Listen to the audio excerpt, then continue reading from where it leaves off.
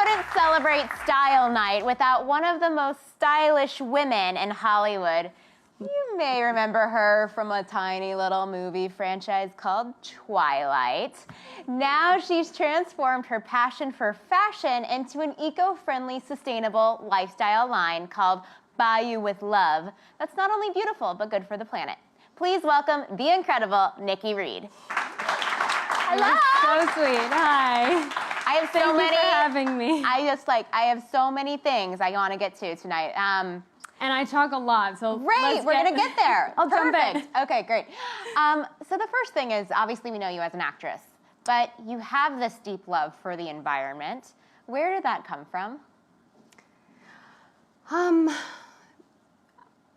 You know, I imagine it came from my, my journey with like health and wellness, and I think everything starts with your own personal relationship to things. And so maybe it was like 8 or 9 or 10 years ago, something in that range, I woke up one day and I decided I was gonna get it together and lead a healthier life and make different decisions. And I think the evolution of that led to my understanding of the interconnectedness of all of it. You know, it's what we do to ourselves affects everything else. And so that was my journey with it. And how did that turn into the lifestyle brand that you have today? Can you tell us a little bit about it? I was pregnant, and I've been there.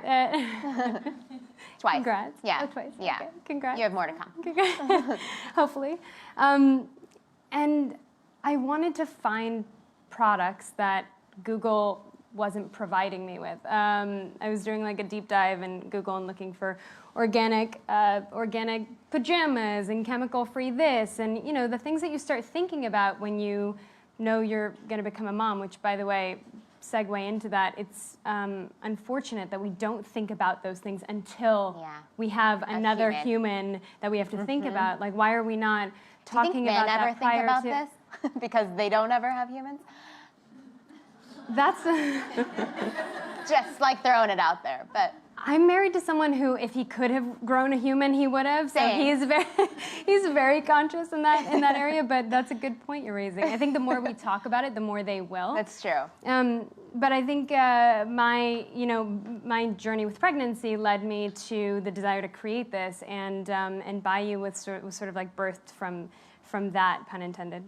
Where does that name come from? Bayou with Love. My husband grew up on the Louisiana Bayou. Okay. Yeah.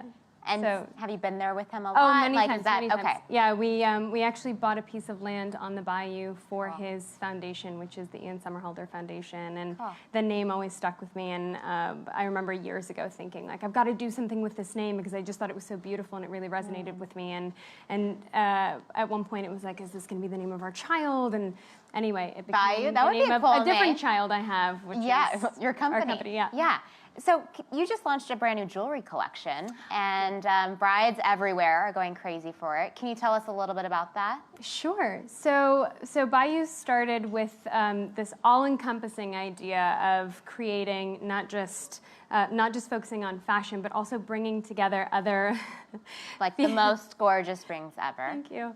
Bringing together other companies that focused on US-made products that were also ethical and sustainable and good for you and good for the planet. And I also really focus on female-founded companies. And so thank you, by the way, tonight for and your whole series for really highlighting badass women that are doing their part. And oh gosh, is that you? I also I see the lips. I'm modeling my own my own jewelry. But we started with this dream of bringing together other brands as well, because I thought, if I have this platform, if I have this channel, I should be using this as a way to highlight what other women are doing as well, other ethical and local companies. So then, 6 months after Bayou was created and we launched, I got a phone call from Dell. So this is just over a year ago. Oh my God. We're a baby company. Okay. I got a phone call from Dell, the tech company, yes. Dell. I lived in Austin for a minute. Oh, you know? Yeah, that's I know their hub. So they said, we have all of this gold that's been extracted from the motherboards of our recycled tech, and you're sort of a voice in the sustainable arena, and we don't know exactly what to do with this gold, but we feel like you might know, and what do you think? And I hung up the phone with them, and They're like, I want to give you gold. Will you take it? No, it was like, what can we do that's creative, but also I think when it comes to sustainability, you have to do something that turns heads because first of all, it's a saturated market, but second of all, the word, just that word itself, it's sort of like 10 years ago, the organic food industry. Like if you walked into a restaurant 10 years ago and you said, I want organic broccoli on my plate, people would go, oh, you're one of those. Yeah. But now people understand and they respect for that granted. we care about our, yeah, absolutely. We care about our bodies. We care about what's going in our bodies. We want to eat local and we go to farmers markets and things like that. And I think the word, sustainable as it relates to fashion, for a long time, people didn't really know what to do with that. And so in order to not only get people to engage, but feel safe changing the way that they consume, I think that you have to do something that turns heads. And Dell, when they said we have this goal, but we're not entirely sure. Like, could we maybe create belt buckles, or could we? Like, there were, because I was only working in fashion and apparel. Yeah. And I said, I feel like we should launch a jewelry leg of the company. I think that this is the direction. And so, all of our jewelry, I'm proud to say, is all made from 100% recycled tech from the motherboards of Dell computers and really any recycled tech. That's so incredible. Now with our engagement line, we're using all cultivated diamonds. Do you guys know what cultivated diamonds are? So I didn't either. I'm learning too. Cultivated diamonds are diamonds that are grown, they're bioidentical diamonds. So for a long time, the diamond industry didn't want to acknowledge them and wanted to call them man-made diamonds and lab diamonds and synthetic diamonds and words that would naturally turn you off from that type of stone. Truthfully, they're 100% diamonds. They're bioidentical diamonds, and they're grown from diamond seeds. And we're using diamonds that are actually grown above ground using solar energy. There are diamond seeds in the world? Yeah, so it's like little. Where do you buy diamond seeds? I will plant some. You don't. You buy cultivated diamonds grown from I these want a little diamond particles seed. that. Okay. Well, if you have the technology, I'm sure you can, and maybe you'll make them in your backyard. So it's very exciting because this, to me, was so inspiring. The thought that we can create something that's beautiful and luxurious and also good for the planet, and merging this world of like fashion and tech and sustainability. It was just really exciting for me because it's not the future, it's now, right? Like, we don't need to be mining for things anymore. We don't need to, that's like an old. Because that takes too much energy, practice, is that why? Well, if you want to talk about, how muddied it all gets when you're talking about ethical labor and what's happening in the world. If we throw away $60 million of gold in cell phones each year in landfills. Yeah, that's crazy. Why are we mining for gold? We throw in that abundance. away. Oh yeah, we're in the wrong business, girl. We should be in like the landfill. Can I get in touch with Dell to send me some gold and diamond seeds? Because I feel like this is a great new Brit & Co line too. Exactly. How has being an environmental activist changed the way you live? So clearly you are probably wearing nothing but sustainable clothing and jewelry, but are there other parts of your life that have been impacted? Yeah, I don't know. Sort of everything. Once you, it's a domino effect. Once you start thinking in this way, you start questioning all the decisions you make. Like, do I have to drive to work when I technically could ride my bike or walk? Or do I have to, like, you go to the grocery store and you look at the millions of like little plastic bags and how we individually bag each plum that we buy, and you go, do they have to go in plastic bags? And if you're putting things in your recycle bin, do I have to put them in another bag to go in my recycle bin, or can I just put them in a cardboard box? And you start just thinking about you go to brush your teeth and you're like, do I have to run the water for the whole 5 minutes that I'm brushing my teeth? Yeah. And I don't know, I sort of live with the philosophy of, first of all, we're all a part of the degradation of our planet in some capacity. Like, we're all using toilet paper. Sorry, that's the weirdest thing to say, but it's true. We're all water and we're flying on airplanes and we're doing things. We're all contributing. So it's about the little choices that you can make every chance you get to just be an active participant in the health of our planet, and also selfishly too, because you want to have a planet for your children and for your future. And right. It changes when you're a mom. It definitely you start changes. Thinking about everything. Right.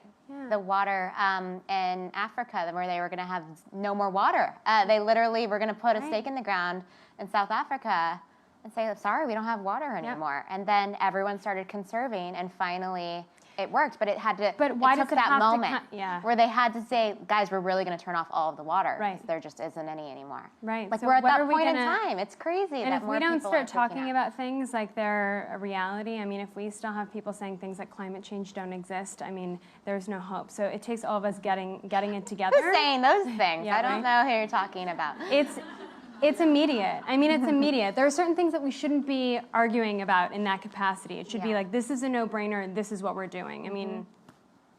So your husband, Ian Somerhalder, some of you might know him, he also likes to give back. Yeah. Is this something that drew you guys together? Is it a shared passion of yours to work on these things together? Yeah, so we actually met... he's fabulous, by the way. I think he's fabulous, but I'm married, so... If you have a second... Don't worry about me. It's okay. I share him with everyone. Okay, great. We met like, I don't know, 10 or 15, well, we've been together a while now, so maybe 15 years ago. And we were sort of friends and connected through philanthropy, and we would chat every once in a while just on email or through friends about different things we were doing. I worked in animal rescue, and I still do, and that is and was a huge passion of mine. And he started a foundation, and they were focusing on that, many, many years ago. He started his foundation, and we just, we kept in touch through the years. And then, anyway, we don't have to get into the whole story. But it was the vampires. It was the vampires that brought you together. That's it. I was like, you were a vampire too. We should get married. Like we were both vampires. This is amazing. Yeah, that's it. In a nutshell. I feel like that's probably right. All right, it is style night tonight. So how would you describe your own personal style, and how has that evolved over the years? And as being a mom too, because mine are 2 and 3, so yours is 1. So does that change? Is that different? Is 2 and 3? Oh yeah, like 1 to 2 is the worst year ever. You're in for like the thick of it right now. No, it's the best. Oh, okay. Talk to me at 2. Okay. Style is ever evolving. I don't know. Style is like I don't know about you, but for me, it's like part of your story. My style changes as I change. And what are you into right now? Anything? Clearly, I'm into metallic, crop tops and baggy pants. You know what I'm really into is finding things and repurposing them, like only shopping for the most part, or trying to incorporate vintage pieces. And that's also part of why, the pieces that we create, not to bring it back to Bayou, but as part of our line, I want pieces to go with your story. So it's not about creating a piece that's like a trend that's going to disappear in 5 minutes. I want pieces that are going to last a lifetime, that you can pass down, and that's how I feel about clothing too. I mean, most of what I love, my greatest inspiration is my mom, and my 15-year-old self would kill me for saying that, but it's true. When you're a kid and your mom's like, you wear this or buy this. Your fashion inspiration or just inspiration? Well, both. Really? But we're talking about fashion too. Yeah. Yeah. My mom and I are super close. I love that. Yeah. We're close, but she's not my fashion inspiration. Oh, got it. Yeah. Got it. Well, maybe not her current stuff. Yeah. But never. Okay. Yeah. But speaking of, okay. she wore some things back in the day when I was growing up. I was like, Mom. And now you're wearing them. I know. That's what I'm saying. Like ruffles on her sleeves and fringe skirts. About? It was really crazy. So what's like one of the most embarrassing fashion trends you remember from your past? I was just showing someone a photo, which you might even have the photo, but I was thinking of all the things that I did that was totally embarrassing, and I realized socks and jellies. Wow. Because everything else I did that was kind of embarrassing, I also kind of love again. Like tube tops, I was going to say tube tops, but then I went, maybe I'm kind of feeling like having a tube top moment again. This is the most Blossom hat I've ever seen. Did you guys watch Blossom? Did you watch Blossom? So the way, yeah, of course. Obviously. This is a very, the way that I used to match things was I would say, well, this has blue, and this has blue, and those have blue, so this matches. Right, and you want your feet to be cold. So, of course, you should wear socks with sandals. Yeah. Who would wear jellies without socks? What is this, a necklace? No, that is a flower clip that I used to clip on myself. Not much has changed, by the way. I still do that. Okay. Yeah. So we talked about the fact that you are a new mom, and you've talked about anxiety, just becoming a new mom and all those things. How has that impacted your experience? Does it change the way that you live day to day? I think what you're referring to is I write a lot, I talk a lot. When I write on Instagram, it always tells me you're out of room and those things. Like imagine me on Twitter, it's a disaster. You run out of room in Instagram? Yeah, all the time. I didn't know that was possible. Oh yeah, I have to save things in my notes and then delete sentences because People write like poems on Instagram. Well, what are you writing, girl? Triple poems. Oh yeah. That's amazing. I wrote something that I was thinking about. We're very private with our daughter, and that's just where we're at right now. That's where we're at in the moment. That might change at some point. For now, that's what makes us feel good. But I still love connecting with the sort of global mama community because that community really helped support me. I think it's about being vocal, asking questions, opening up a dialogue in areas that for a long time felt uncomfortable for people or were totally taboo. I love that people are now talking about being able to nurse in public. I love that, I feel like there was so much shame, mom shame, for such a long time. So I love that this is the time. I feel very fortunate that this is the time I got to have a child when we're kind of cracking this open and everyone's talking about everything. And so I'm still like navigating my relationship with social media and being a mom because we keep a lot of things private, but I'm figuring out how to communicate with all the mamas that I love talking with virtually. And I was talking about the fact that when you're pregnant, they want to tell you that everything is going wrong all the time. On the internet? No. Just all the moms? No. Sorry, maybe I wasn't Who's clear. telling you No, like that? the medical industry. Oh, yeah. All the time. Like WebMD.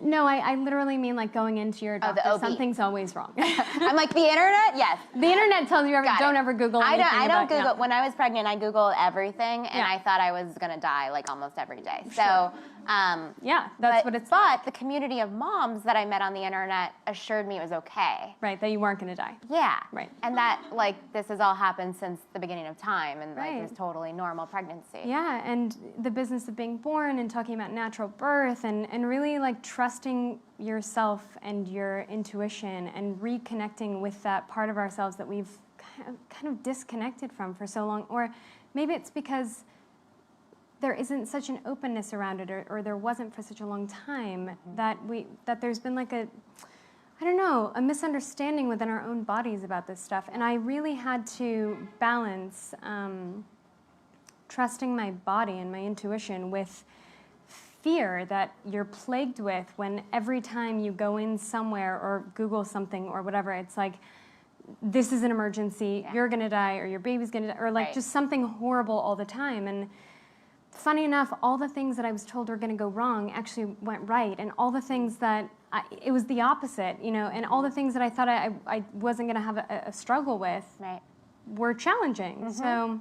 And do you find that now you are able to cope with having a 1-year-old that's living in the world, and are you still facing anxieties because it's alive now, or I find myself being more anxious that it's out of me. I felt like when it was in me, you could protect. Yeah, like it couldn't really go anywhere. I like that you're still calling your child an it. It.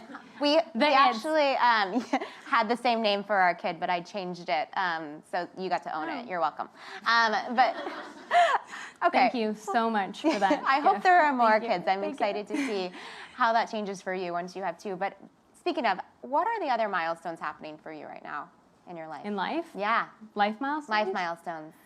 Well, now we're in baby mode, so that's all I'm thinking about. I'm thinking about like teeth and like nursing with teeth and all that stuff. Those are milestones.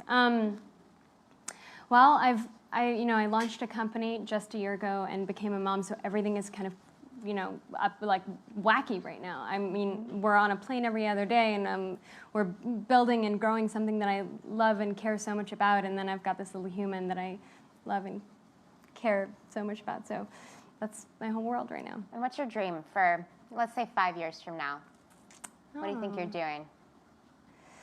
Well, obviously, I've poured everything and all of my passion and love into Bayou. So I hope that we're creating more for, it takes the demand, right? So it takes people being really excited about sustainable fashion and making this a priority for them and asking questions when they go to buy things like, is this local? Is this ethical? Is it sustainable? You know, is it chemical free? What am I putting on my body? What am I putting in my body? It takes people asking those questions to create that demand. So I'm really excited to be on this journey right now. I think it's not the future. I think it's now. It's right where you need to be.